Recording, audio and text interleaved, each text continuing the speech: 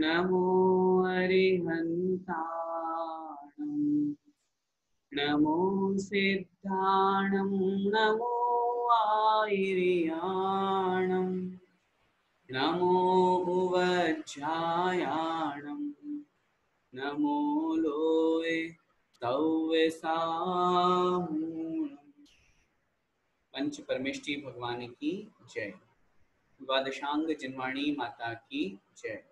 संत शिरोमणि आचार्य भगवंत 108 श्री विद्यासागर जी महाराज की जय।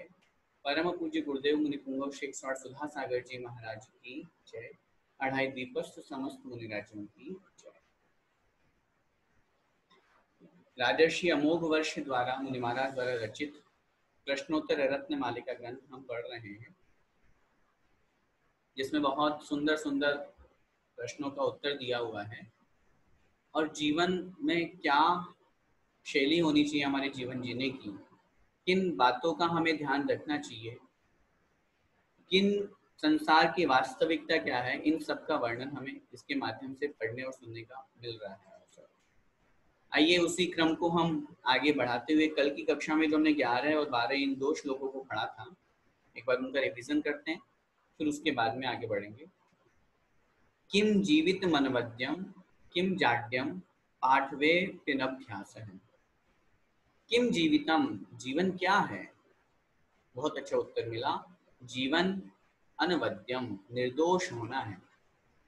दोषों से रहित होकर के अपना जीवन जीना ही जीवन जीना है। वास्तव में अगर हमारे जीवन में कहीं दोष लग रहे हैं, कोई दूषण है, कोई कमी है, कोई गलती है, किसी तरह का कोई दाग है, तो फिर जीवन बेकार है।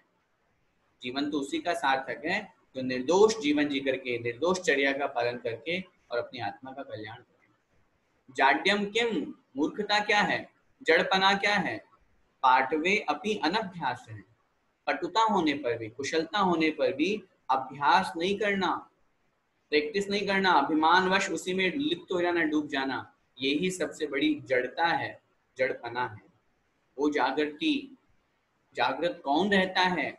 उत्तर मिला, खुली आंखों वाला नहीं, विवेकी, जो समझदार है, जो ज्ञानी है, जो समझता है क्या सही और क्या गलत है। विवेकवान व्यक्ति ही वास्तव में जागृत अवस्था में रहता है। का निद्रा, नींद क्या है? मूढ़ता जंतो हो, अर्थात प्राणी की जो मूर्खता है, आंखों से सोया हुआ भले ही हो वो व्यक्ति, लेकिन अगर मूर्ख है तो वो निश्चित रूप से सोया हुआ व्यक्ति है।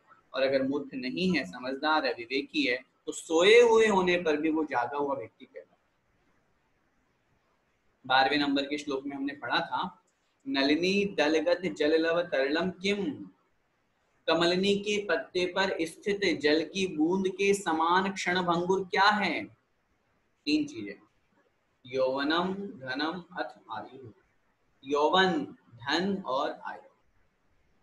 हम जिस जवानी पर, जिस यौवन पर बहुत घमंड करते हैं, बहुत अहंकार करते हैं, जिस धन संपत्ति को प्राप्त करके हम ये सोचते हैं कि बस मैं ही सर्वश्रेष्ठ हूँ, सर्वोत्तम हूँ, और जिस आयु को लेकर के हम प्रतिपल चिंतित रहते हैं, ये सोचते हैं कि मैं, ये सब चीजें क्षण भंगुर है, पल भर की है। जिस समय अभी हमारी आयु आ रही है, ये आयु टिकने वाली नहीं है। काल द्रव्य दुनिया का एकमात्र ऐसा द्रव्य है जो निरंतर गतिमान रहता है, रुक नहीं सकता। क्या हम अपनी आयु को रोक सकते हैं? जब कभी कोई बहुत अच्छे पल हमें लगते हैं, जिनको याद करके हमें खुशी होती है, क्या उन पलों को हम रोक पाते हैं? क्या गया हुआ समय वापस आ सकता है? हमारी जो आयु बढ़ रही है, हमारे मन में विकल्प आ रहा है, अरे मैं इतना बड़ा हो गया, मेरी आयु बढ़ रही है, क्या हम उस आयु को रोक सकते हैं कि तुम यही स्थिर हो जाओ?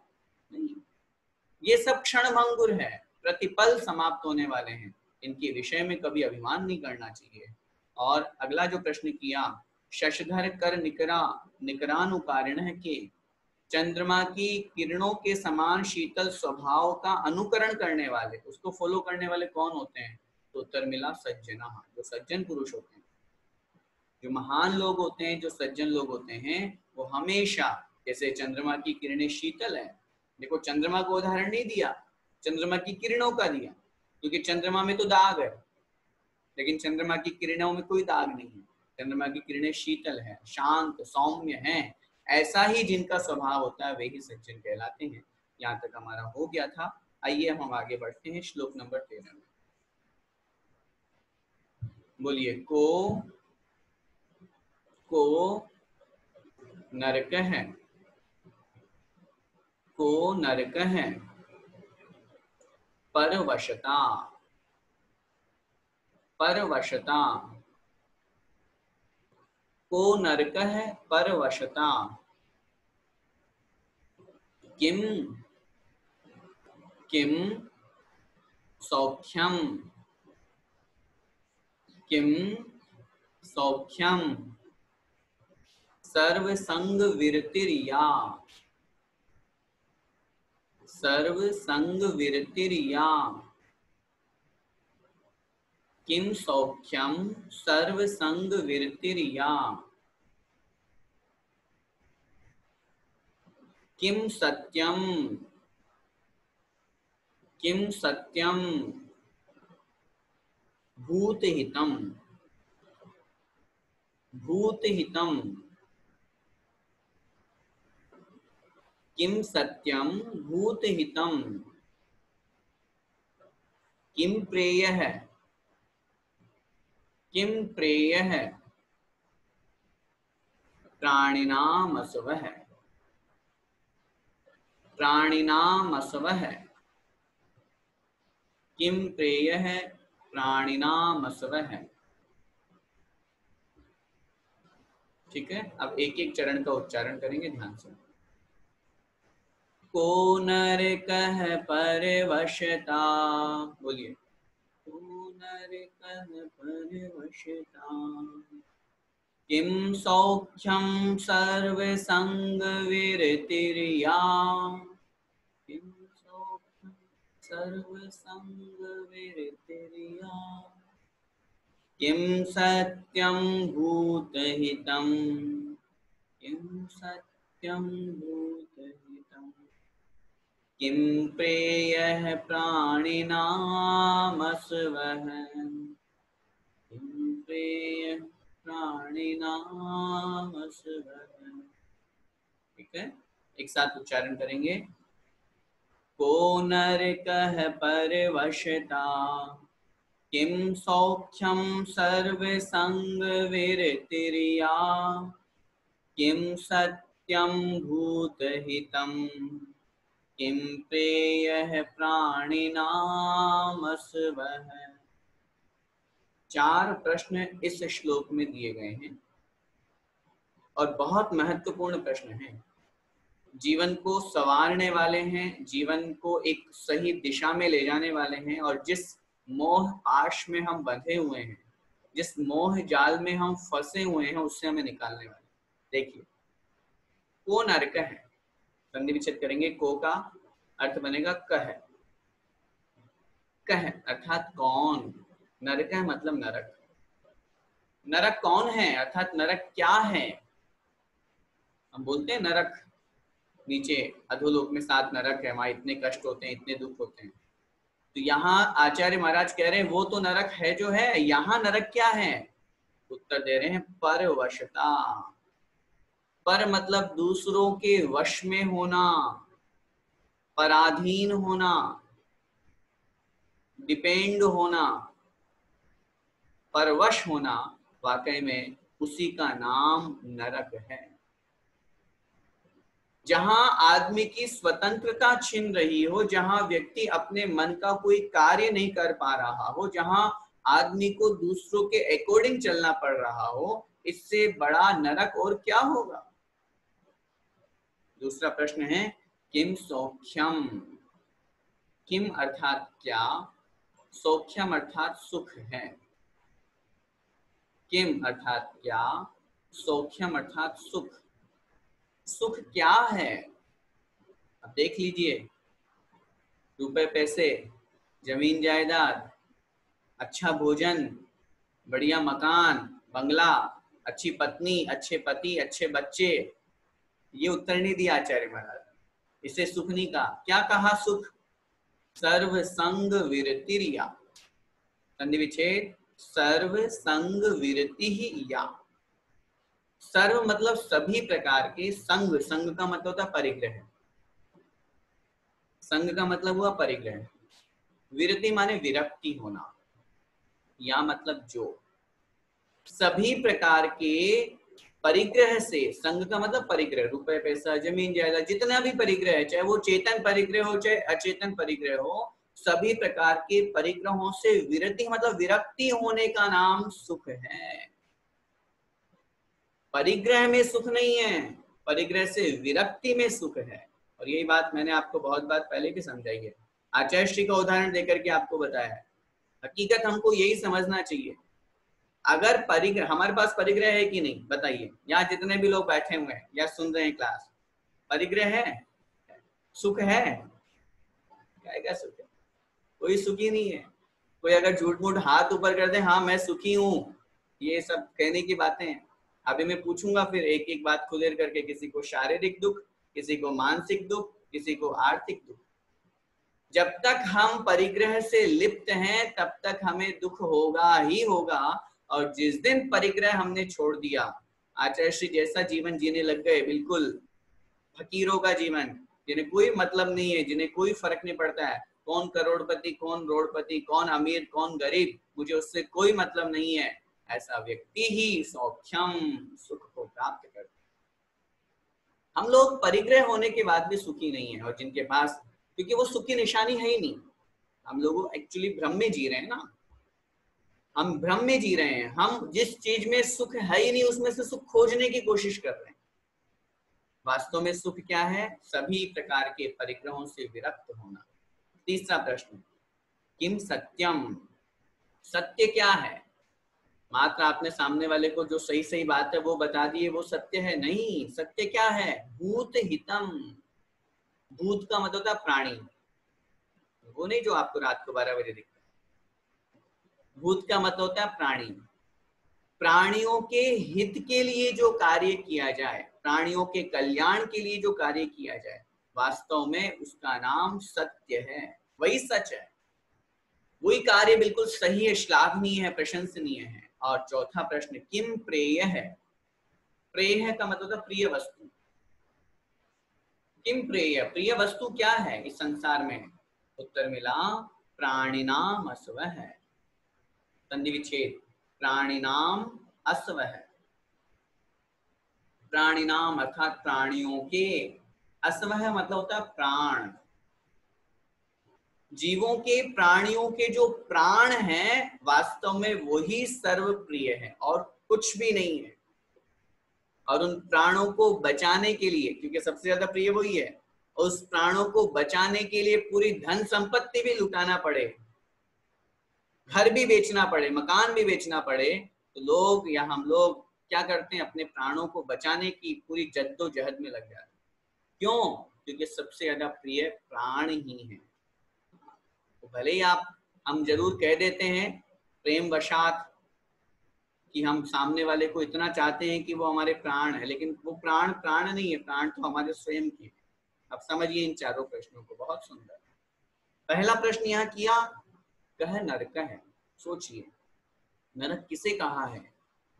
जहां हम पराधीन हैं, जहां हम परवश हैं, वास्तव में उससे बड़ा नरक और क्या हो सकता है? हमें एक गिलास पानी के लिए किसी सामने वाले के ऊपर डिपेंड रहना पड़ रहा है, हमें यहाँ से वहां जाने के लिए किसी अन्य व्यक्ति का सहारा लेना पड़ रहा है।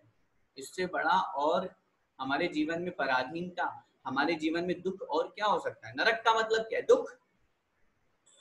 नरक का मतलब क्या है? जब हम सामान्य सी बात करते हैं, नरक की भी परिभाषा पढ़ते हैं, नरक के दुखों का वर्णन करते हैं, तो नरक बोलते ही हमें सबसे पहले एक ही कल्पना आती है, जहां पर हमेशा दुख ही दुख, प्रतिपल जहां नारकी जीव आपस में एक दूसरे को मारते काटते हैं, दुख देते हैं, परेशान करते हैं, उसका नाम नरक है।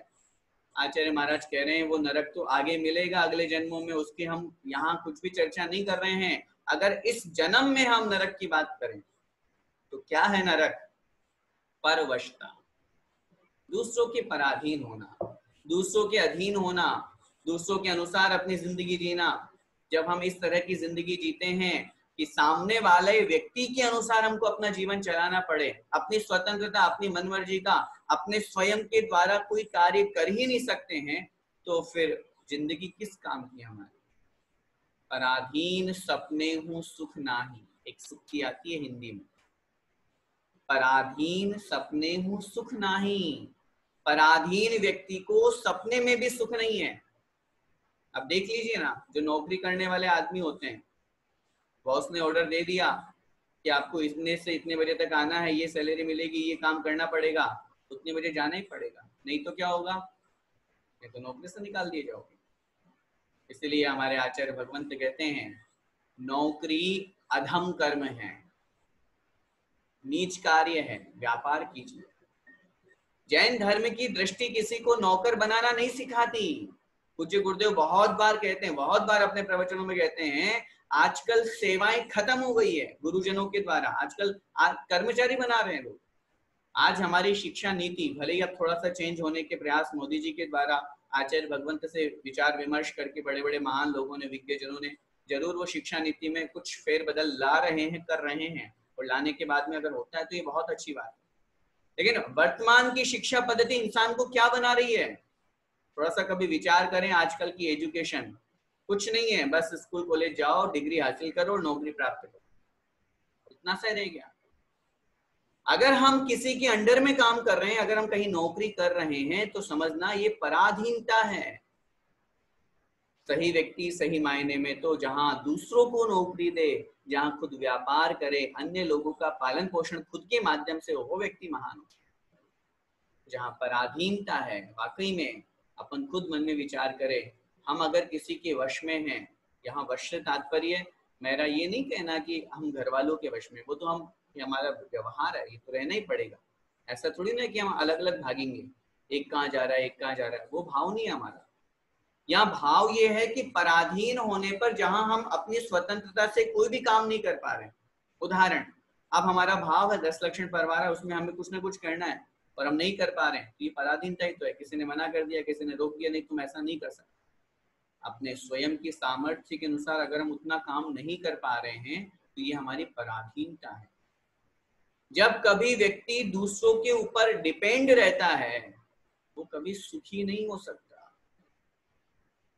इसीलिए तो जब भारत देश 1947 में स्वतंत्र हो गया, उसके बावजूद भी 1950 तक अंग्रेजों का शासन चलता रहा और हमारा संविधान नहीं बन पाया था।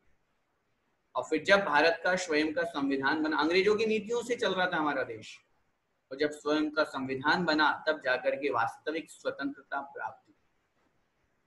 यहाँ स्वतंत्र होने का भावार्थ या भाव स्वच्छंदता नहीं है, दो शब्द हैं, स्वतंत्रता और स्वच्छंदता, दोनों में बड़ा अंतर है।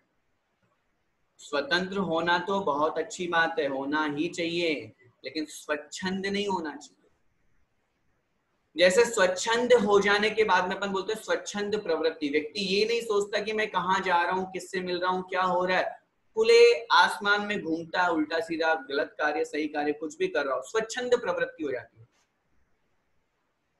वहां उस स्थिति में वो भी गलत कहा गया है। लेकिन जहां परतंत्रता है, जहां पराधीनता है, जहां सामने वाले की अधीनता हमें स्वीकार करनी पड़ रही हो, यही तो सबसे बड़ा नरक है।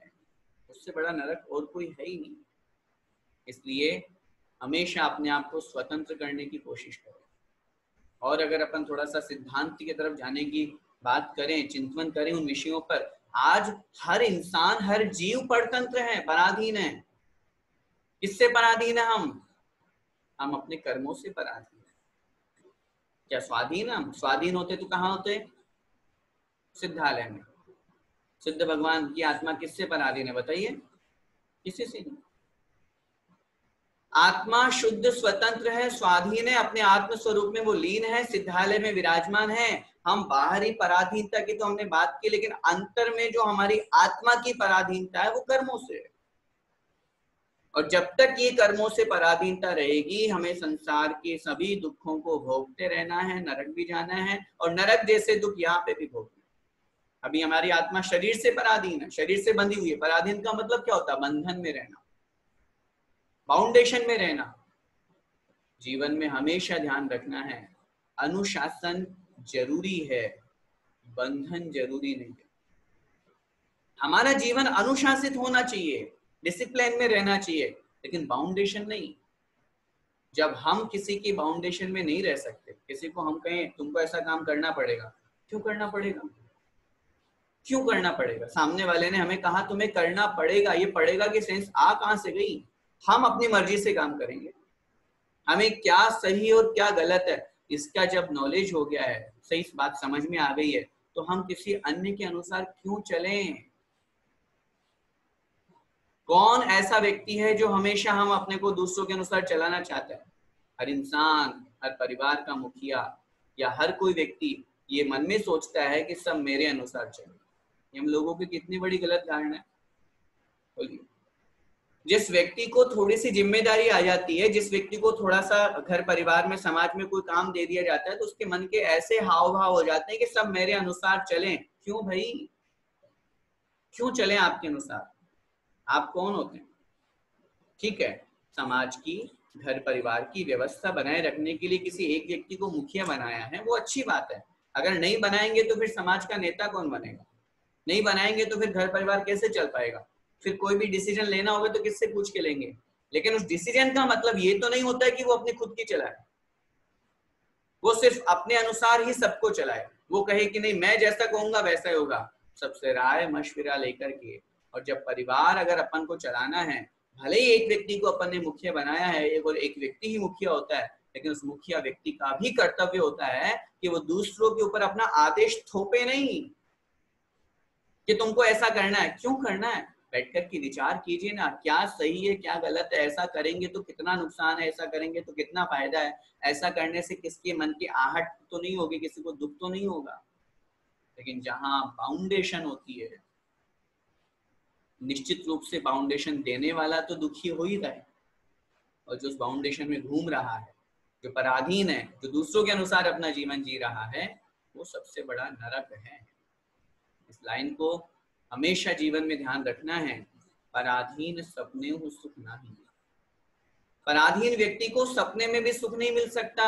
वो पराधीन है, दूसरों के अनुसार उसको अपने जीवन जीना पड़ रहा है। जब तक वो अपने आप को स्वाधीन नहीं करेगा, स्वतंत्र नहीं करेगा, डिसिप्लिन में नहीं लाएगा, फाउंडेशन में से दूर नहीं निकलेगा, तब तक वो सुखी नहीं हो सकता। उसको नरक जैसे कष्ट यही पृथ्वी पर मिल रहे हैं। राजोता भी है, कितने कर्मचारी पैसों के लोभ में आकर के, भले ही आज ठीक है थोड़ी बहुत स्थिति इस महामारी की वजह से ठीक हुई है कि हमारे भारत के कितने जो माइंडेड पर्संस हैं, जो बहुत अच्छे अच्छे माइंड वाले हैं, जो आज विदेशों में जाकर के सिर्फ रुपए पैसे के लोभ में आकर के, और वहां जाकर के एक कोल्हू के बैल की तरह पूरे दिन भर लगे रहते, मशीनों की तरह काम करते हैं, इसलिए सिर्फ पैसों के लोभ में आकर पराधीन है वे लोग, स्वाधीन नहीं हुए हैं, अपनी जिंदगी कम कर रहे हैं, अपनी जिंदगी को कमजोर कर रहे हैं। जो लोग स्वतंत्रता से अपना जीवन यापन करते हैं, लेकिन मैं फिर निवेदन करना चाहता हूँ, स्वतंत्रता का मतलब यहाँ पर स्वच्छंदता नहीं है। स्वच्छंद प्रवृत्ति की तरफ मेरी कोई दृष्टि नहीं है। डिसिप्लिन होना जरूरी है। स्वतंत्रता में अनुशासन नहीं है तो वो स्वतंत्रता कभी ना कभी स्वच्छंदता में परिवर्तित हो जाएगी, उससे भी बचना है। इसलिए पराधीनता से निकलना हमारा मुख्य ध्येय है। दूसरा प्रश्न यहाँ आया, सौख्यम किम, सुख क्या है?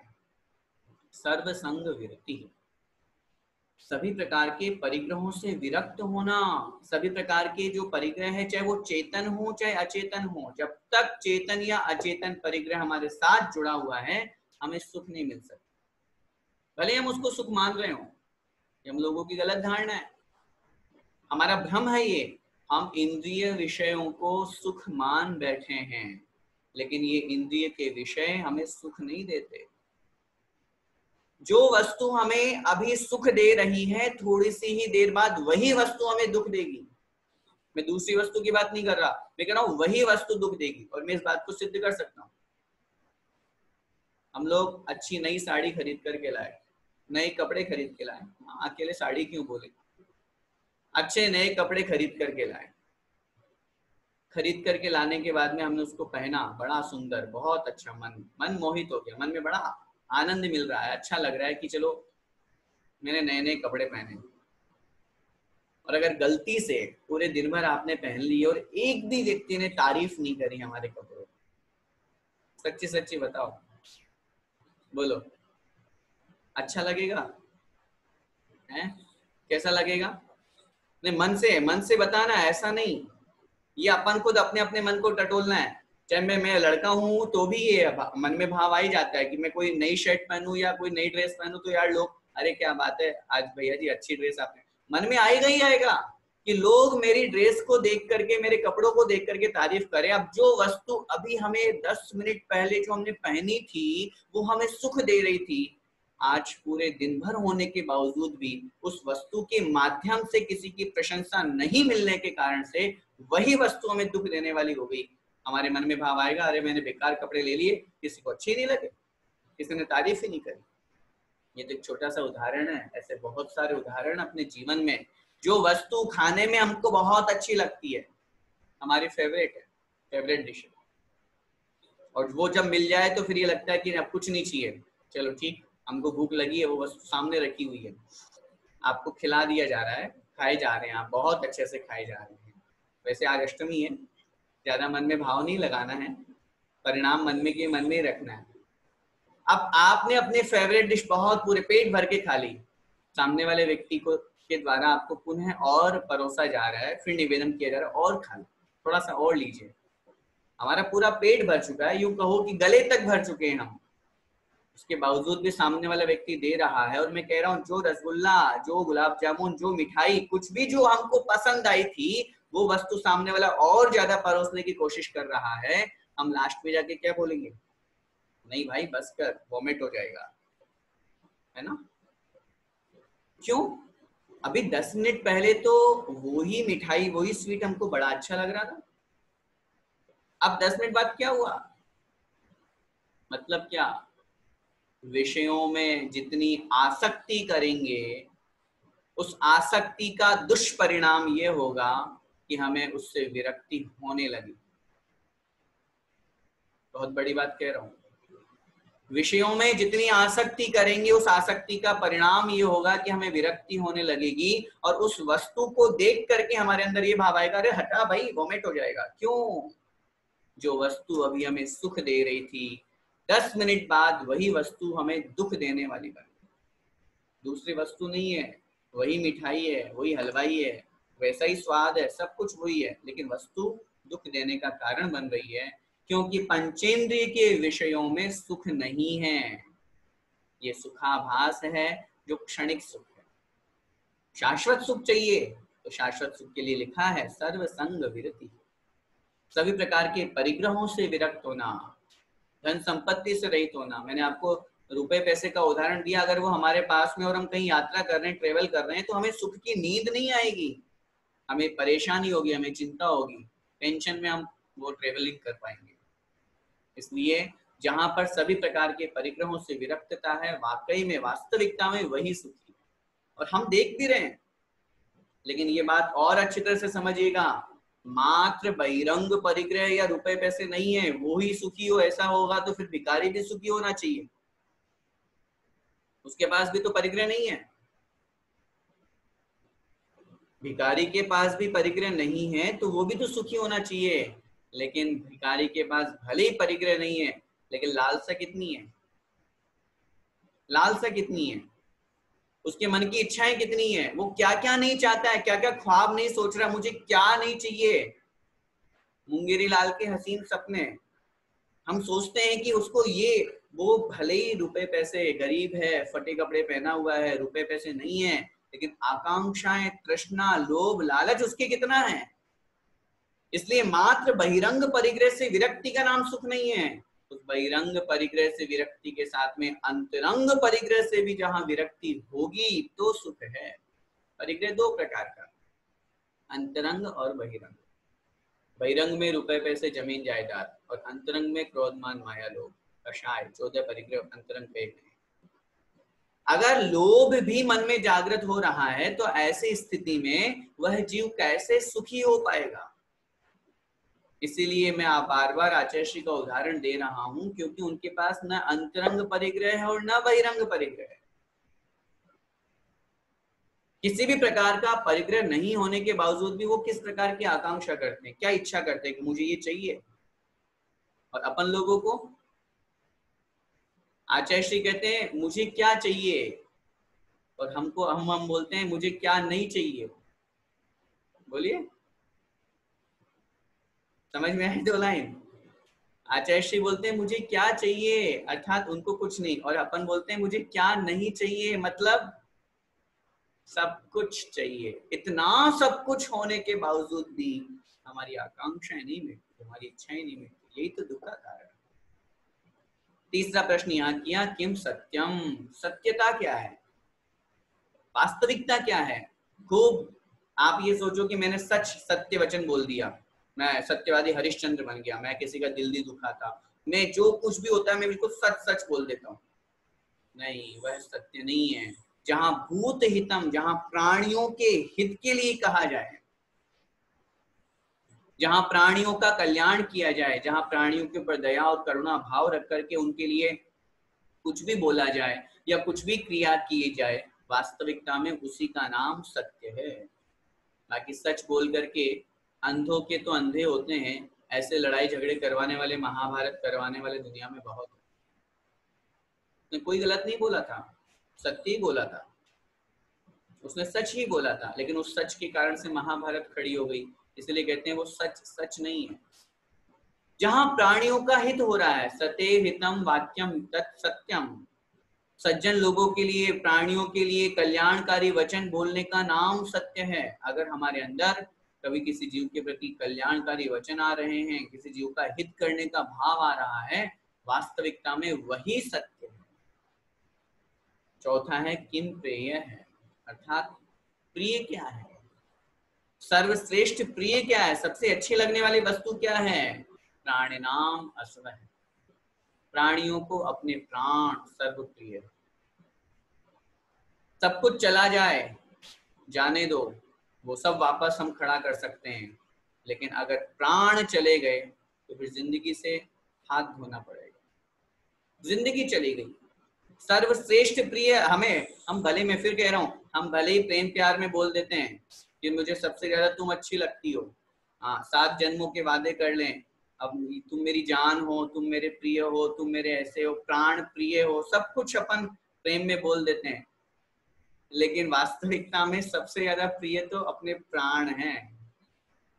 ये सब व्यवहार की भाषा है, जहां हमारे अंदर ये तरह किस तरह के परिणाम हो, ये सब व्यवहार है।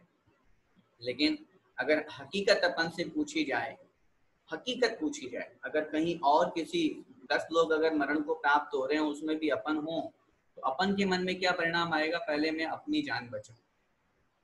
होता भी है, और मैं फिर कह रहा हूँ होना भी चाहिए, ये गलत नहीं कह रहे आचार्य महाराज, होना भी चाहिए। अगर हम अपने प्राण स्वयं बचा पाएंगे तब तो दूसरों के प्राण बचाने की हिम्मत रख पाएंगे, तब तो दूसरों को बचा पाएंगे।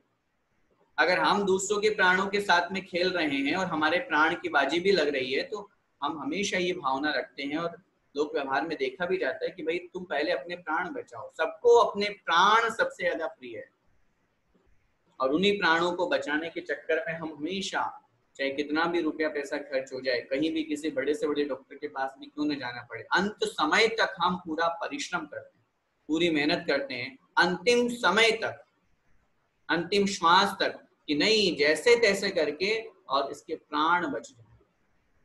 क्यों? क्योंकि सर्वप्रिय वही है, धन संपत्ति सर्वप्रिय नहीं है। भले लोगों को लगती है, किन्हीं किन्हीं के चमड़ी जाए पर दमड़ी न जाए, धन संपत्ति बिल्कुल भी नहीं छूटती, चाहे चमड़ी चली जाए, वो चमड़ी से, वो धन संपत्ति से बड़ा प्रेम करते हैं, लेकिन उससे भी कई गुना बढ़कर के प्राण हुआ करते हैं। और मैं फिर निवेदन करूं, अगर प्राणों से बढ़कर के हमें संसार में धन संपत्ति लग रही है तो ये हमारी गलत धारणा है, क्योंकि अगर प्राण है तो धन संपत्ति है, प्राण है तो धन है, धन नहीं है, प्राण नहीं है तो धन किस काम का। ऐसी स्थिति में अगर कदाचित हमारे पास जो कुछ भी है, और अपने प्राणों को बचाने के लिए, और मैं कह रहा हूं अपने नहीं, अपनों के भी प्राणों को बचाने के लिए अगर कुछ भी हमें करना पड़े, तो उसके लिए भी हमें तैयार रहना चाहिए, क्योंकि प्राण है तो आगे का जीवन है, और प्राण ही नहीं है तो आगे का जीवन किसी काम का नहीं है। इस प्रकार इस श्लोक में बहुत सुंदर ढंग से आचार्य महाराज ने 4 प्रश्न दिए, और उनका बहुत सुंदर उत्तर दिया कि नरक क्या है, जहाँ पराधीनता है, जहाँ दूसरों के ऊपर डिपेंड रहना पड़े, उसका नाम नरक है। सुख क्या है, जहाँ सभी प्रकार के परिग्रहों से विरक्ति हो, जहाँ किसी भी प्रकार के मन में लोभ तृष्णा लालच नहीं हो, वाकई में वही सुख है।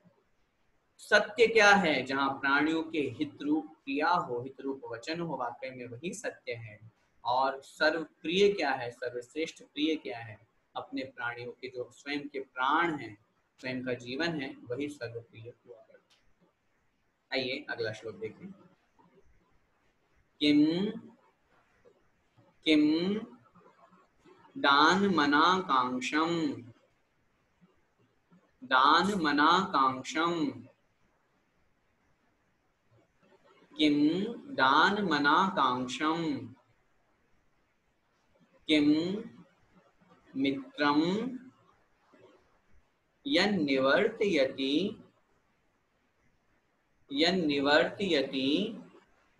पापात्, किम मित्रम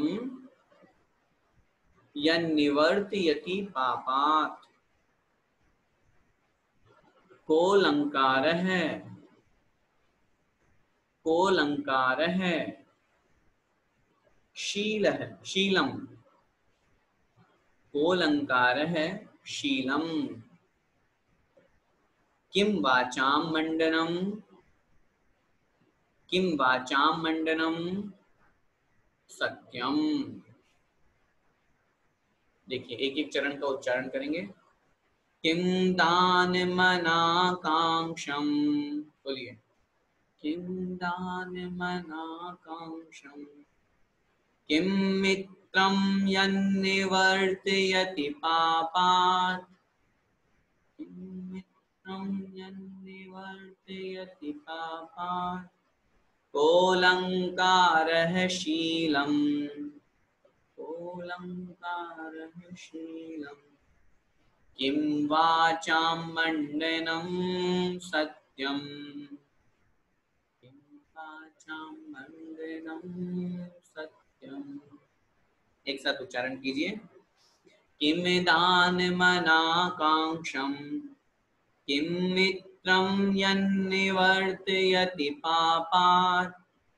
कोऽलङ्कारः शीलम्, किं वाचां मंडनं सत्यम।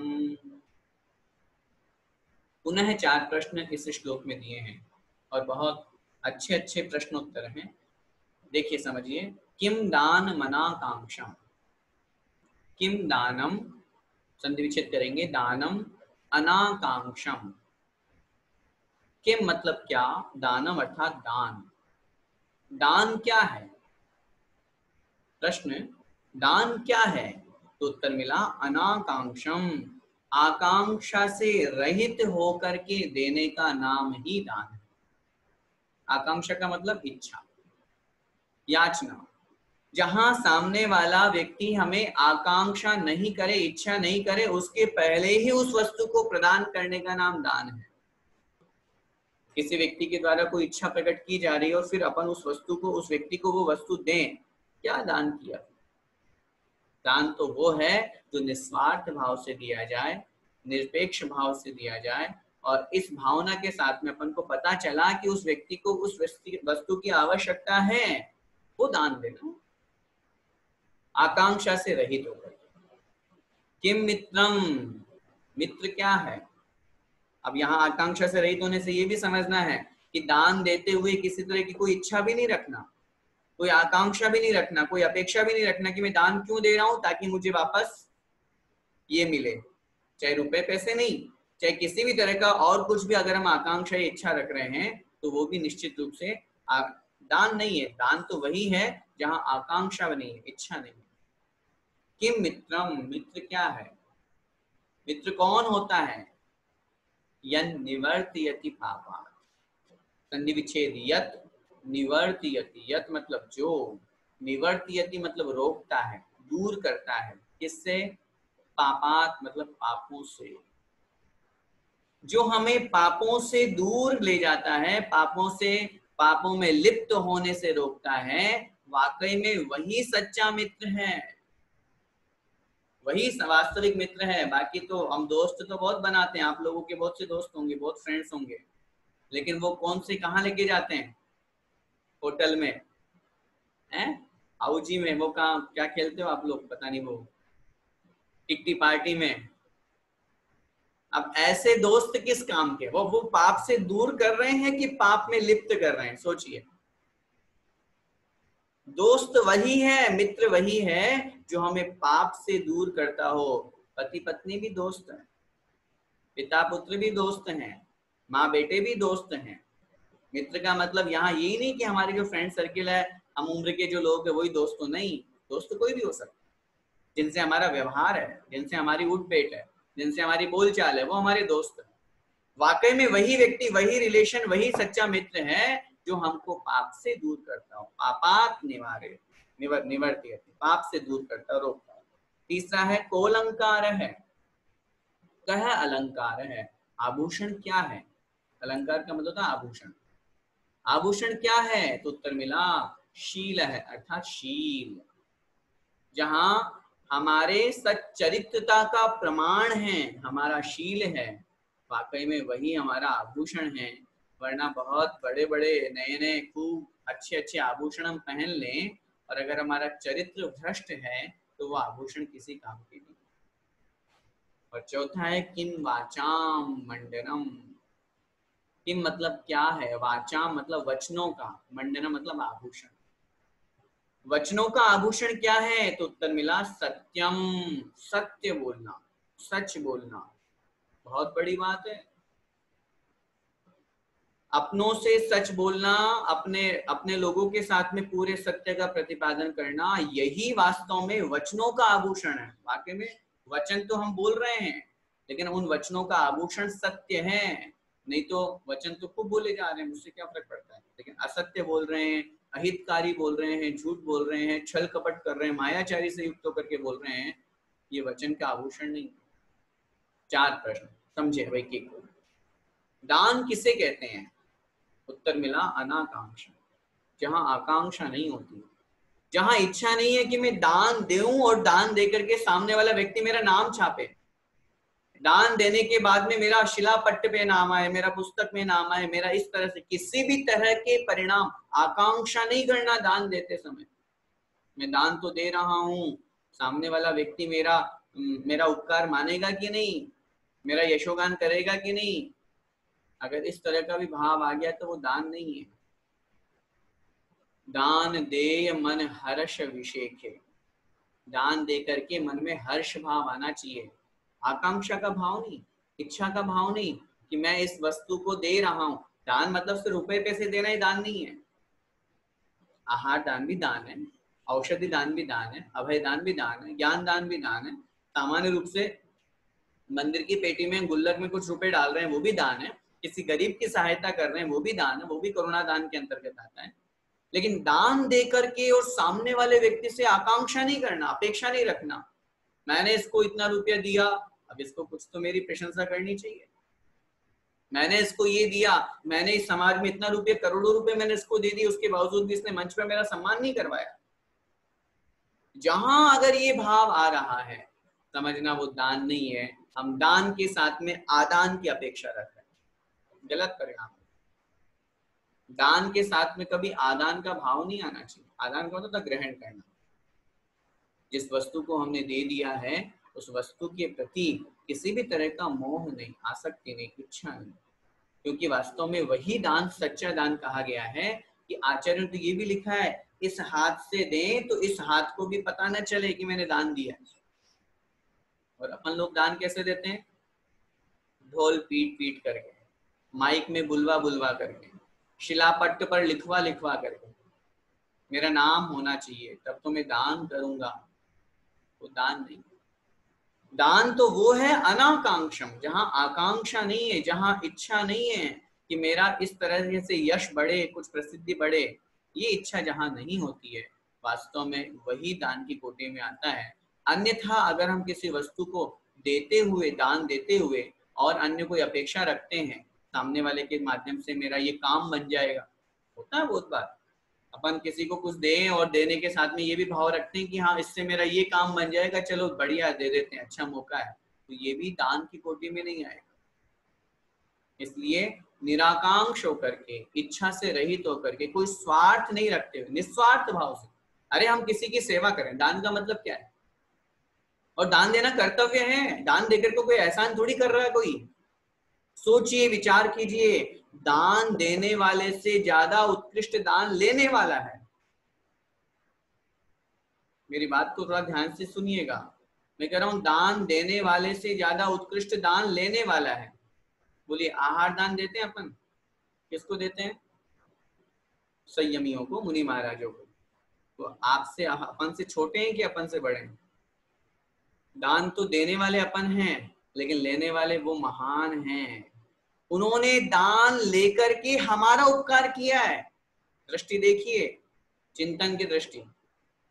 उन्होंने दान लेकर के हमारा उपकार किया है, हमारे श्रावक धर्म को निभाया है, हमारे श्रावक धर्म के कर्तव्य का पालन करने में वो सहयोगी बने हैं। अगर वो दान नहीं लेते तो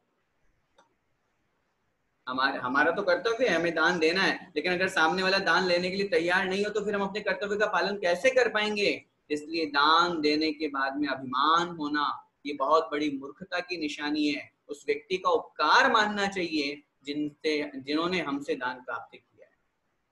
इसलिए दान देते हुए कोई आकांक्षा, कोई इच्छा अपने मन में कभी ना रखें। अगला जो प्रश्न है, किम मित्रम, बहुत अच्छी तरह से विचार करना है। हमने अपने जीवन में मित्र तो बहुत बना लिए, खूब बना लिए, खूब व्हाट्सएप पे, फेसबुक पे जब लिस्ट देखेंगे तो हजारों की संख्या में मिल जाएंगे फ्रेंड रिक्वेस्ट और फ्रेंड एक्सेप्ट किए हुए। लेकिन कौन से फ्रेंड्स हैं वो, कौन से मित्र है वो जो हमें पापों में लिप्त करने वाले हैं, जो हमें संसार बढ़ाने वाले हैं, जो हमें पाप की ओर ले जाने वाले हैं, जिनके माध्यम से हमें एक भी उपदेश अच्छा नहीं मिला, जो हमेशा हमको गलत राह पर ही लेकर के जाएंगे। और धर्म करते हैं तो ये और कहेंगे, अरे क्या आजकल तो ये ज्यादा ही क्लास पढ़ने लग गई, आजकल तो ये ज्यादा ही धर्म करने लग गई। ऐसे ऐसे फ्रेंड्स अगर आपके बोल रहे हैं तो क्या वो सच्चे फ्रेंड्स, सच्ची मित्रता है? मित्र वही है जो हमको पापों से दूर करे। हमारे अंदर किसी के प्रति नफरत है तो उसके प्रति प्रेम पैदा करे, वाकई में उसका नाम मित्र है। अगर हम किसी के प्रति गुस्सा है तो उसके प्रति वो क्षमा का भाव उत्पन्न करवाए, वाकई में उसका नाम मित्र है। हमारी भावना अगर हिंसा, झूठ, चोरी, कुशिल, परिग्रह, गलत रास्ते पर जा रही है तो उसको वापस कंट्रोल में ला करके हिंसा से दूर करना, इन पापों से विरक्त जो करता है, वाकई में उसका नाम मित्र है। मित्र तो बहुत है हमारे, लेकिन उन सब मित्रों के ऊपर विचार करने की जरूरत है। आज का होमवर्क, आज ऐसे मित्र की लिस्ट बनाइए जो हमें पापों से दूर करता है। बताइए, आज का होमवर्क यही है, ठीक है? कल पूछेंगे हम क्लास में, और नहीं तो फिर ग्रुप में डाल दीजिएगा। हमें ऐसे मित्रों के नाम बताइए, ठीक है? आप भले हमें नहीं बताओ, लेकिन खुद बना के रख लेना, जो हमको पापों से दूर करता हो। मैं फिर कह रहा हूँ, मित्र का मतलब आपकी हम उम्र सखी सहेलियां मित्र नहीं होती है। पति पत्नी भी आपस में मित्र हैं। अगर पत्नी कहीं पाप में लिप्त हो रही है, कहीं गलत काम कर रही है, कषाय की तरफ बढ़ रही है, क्रोध मान लो कोई भी हो, और उसमें अगर पति उसको रोक रहा है, हस्बैंड उसको कह रहा है, देख बेटा ऐसा नहीं करना चाहिए, इस तरह का भाव अपन को नहीं रखना चाहिए, और ऐसे पापों से अगर वो बचा रहा है तो वो सच्चा मित्र है। मित्र का मतलब, मैं फिर कहना चाहता हूँ, अभी फ्रेंडशिप डे आया था, वो मना लिया, 2 बैंड मान लिए और हो गए फ्रेंडशिप, इसका नाम मित्र थोड़ी ना है। इस तरह के मित्र तो और पापों में लिप्त करना, चलो होटल चलो, चलो मूवी चलो, चलो वहां चलो, चलो वो करें। ये मित्र तो हमें और पापों में फंसाने वाले हैं।